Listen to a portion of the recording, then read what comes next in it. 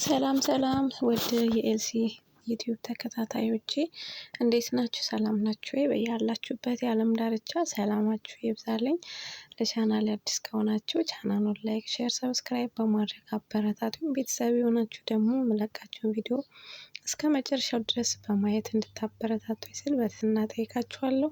ውድ የሀገሬ ልጆች በያላችሁበት የዓለም ዳርቻ ከድንገተኛ ነገር ከክፉ ነገር እግዚአብሔር አምላክ ይጠብቀን። ወጥቶ ከመቅረት እግዚአብሔር አምላክ ይጠብቀን።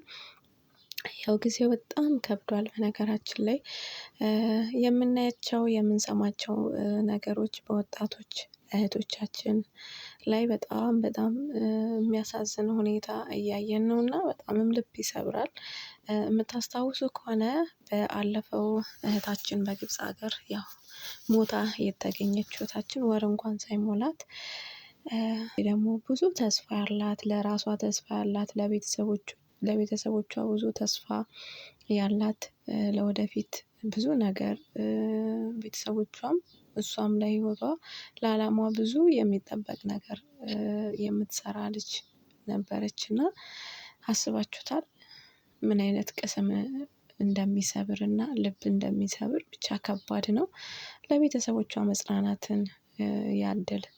ለሷም እግዚአብሔር አምላክ ነፍሷን በገነት ያኑረው። ግን ፍትህ ማግኘት አለበት። ይሄ ነገር በጣም በተደጋጋሚ እየተደረገ ነው። በሴት እህቶቻችን ላይ በቃ ዝም ብሎ ተደባብሶ ስለሚታለፍም ነው መሰለኝ በተደጋጋሚ ይሄ ነገር ይደረጋል እና ያው እንግዲህ ለመፍረድም ከባድ ነው። ከአምስተኛ ፎቅ ላይ ወድቃ ነው ይባላል። ብዙ መረጃዎች እየወጡ ነው። በነገራችን ላይ እሷ ካለፈች በኋላ እስከመጨረሻው ካሸለበች በኋላ ብዙ መረጃዎች እየወጡ ነው።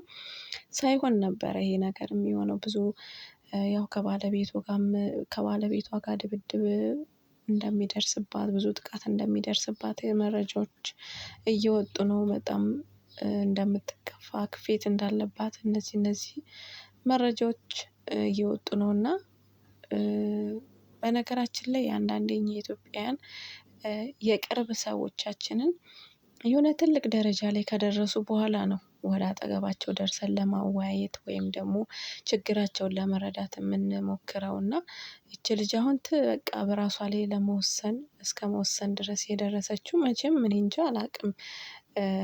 ምንም የሚጎድላት ነገር ያለ አይመስለኝም። ሁሉን አሟልቶ የሰጣት ናት ፈጣሪ።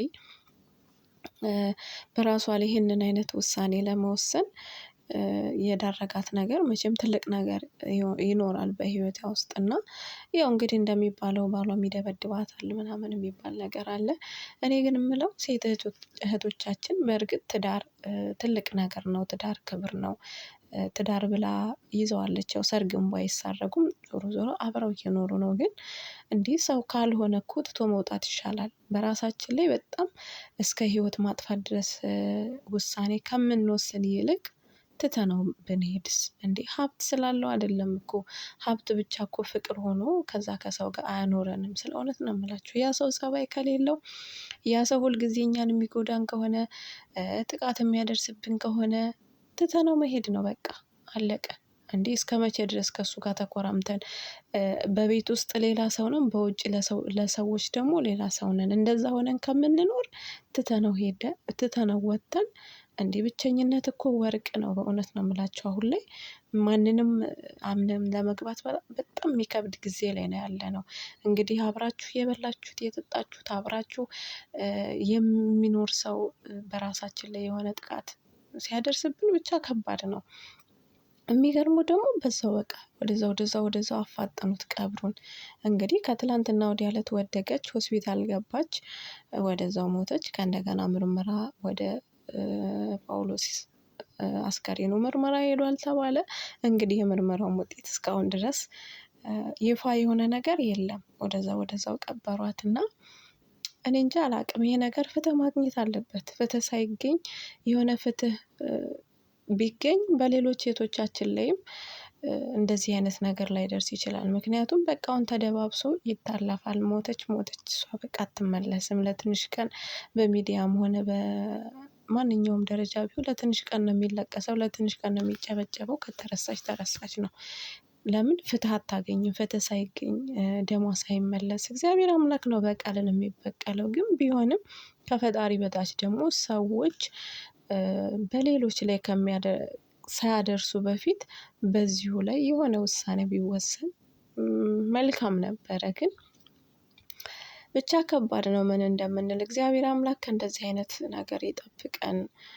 ትዳር ተብሎ ተገብቶ ብዙ ነገሮች ብዙ ፈተናዎች አሉ ትዳር ላይ ግን ካልሆነ መተወት ነው። አንዳንድ እንደዚህ አርቲስቶች በጣም ሀብት ያላቸው ከዛ ከሰው ለመለየት በጣም ይከብዳቸዋል ይመስለኛል። እኔ እንጃ አላውቅም ስታስቡት ለምን ሀብቱ ይሁን የሚይዛቸው ታዋቂነቱ ይሁን ብቻ አላውቅም። በርግጥ እሷም ታዋቂ ናት፣ አርቲስት ናት፣ ሞዴሊስት ናት። ግን ለምን እንዲህ እኔ እንጃ ብቻ ይከብዳል።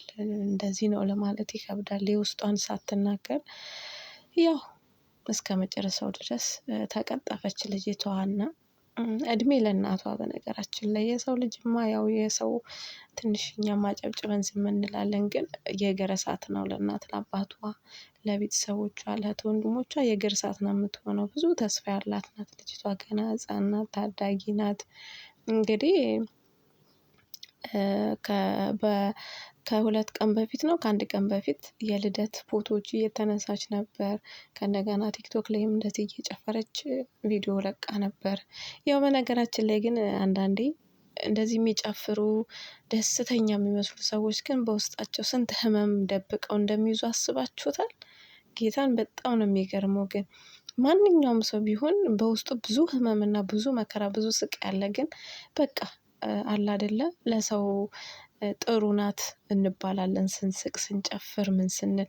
ግን እኮ እንደዛ የምናደርገው አንዳንዶቹ አብዛኞቹ በቃ ያንን የውስጣችንን ቁስል ያንን ውስጣችን ያለውን ስቃይ ለመርሳት ነው። በእኔ በኩል ማለት ነው። ትስቃላችሁ ግን ውስጥ ብዙ ህመም እያለ ያንን ስንስቅ ምናምን ትንሽ እንረሳለን። ለዛ ነው እና ሰዎች ግን የሚረዱን በቃ ደስተኛ ሆነን እንደምንኖር በጣም በህይወታችን በትዳራችንም በላይፋችንም በቃ ደስተኛ ሆነን የምንኖር ነው የሚመስላቸው። በዛ ላይ ግን ሰዎች አይረዱም። አይ እሷ ደስተኛ ናት ምንም የሚጎድልባት ነገር የለም ሁሌ ስቃ ነው ሁሌ ጨፍራ ነው የምትኖረው ይባላል። ይቺ ልጅ አሁን እንደዛ ነው የሆነባት። ምክንያቱም አሁን እሷ ከሞተች በኋላ ብዙ መረጃዎች ቴክስቶች ምናምን እየወጡ ነው። ለምን እሷስ እያለች ከዛ ከመከራ ውስጥ አላወጧትም? ምክንያቱም የሆነ ቴክስት ተለቆ አይታችሁ ከሆነ በጣም እንደከፋት በጣም በቃ ውስጧ እንደተከፋች ፈተና ውስጥ እንደሆነች እየተጻጻፈች ነበር። እና በእውነት እሷ ከሆነች ግን አሁን ያቺ ጓደኛዋ እንደው ታለቅሳለች። ስለ እውነት ነው የምላችሁ ከዛ ከህይወት ውስጥ ማውጣት ነበረባት።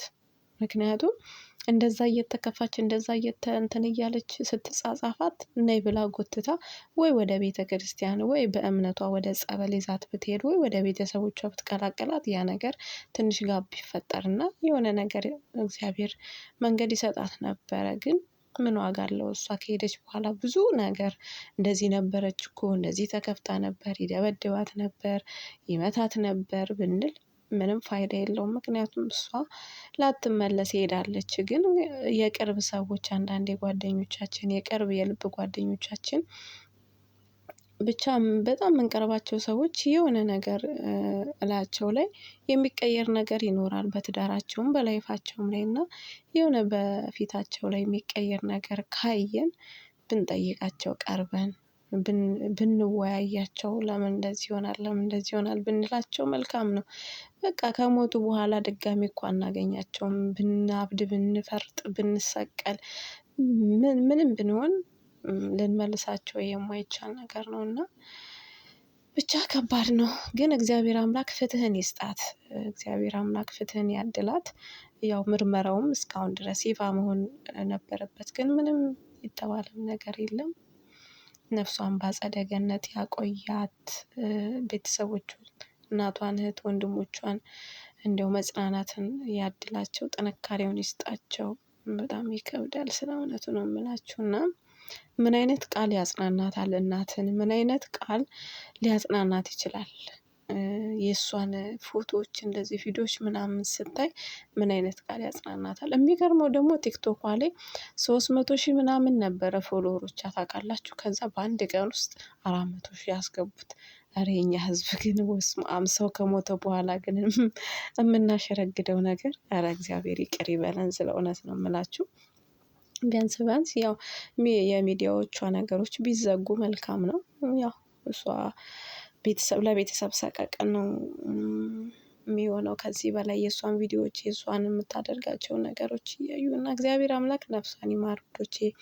ሁላችንንም በሀገርም በውጭም ያለን ከክፉ ነገር ከድንገተኛ ነገር ይጠብቀን እግዚአብሔር አምላክ መልካሙን ነገር መልካሙን የህይወት አጋራችንን እግዚአብሔር አምላክ ንጹህ ልቦና ያለውን ያድለን። እንጃ ብቻ ምን እንደምላችሁ አላውቅም። እግዚአብሔር ይጠብቀን ብቻ ከክፉ ነገር ይጠብቀን። እና ስለነበረን ቆይታ በጣም አመሰግናለሁ።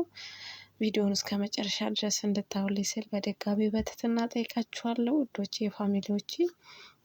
መልካም ቆይታ መልካም ጊዜ በያላችሁበት ፈጣሪ አምላክ ይጠብቃችሁ።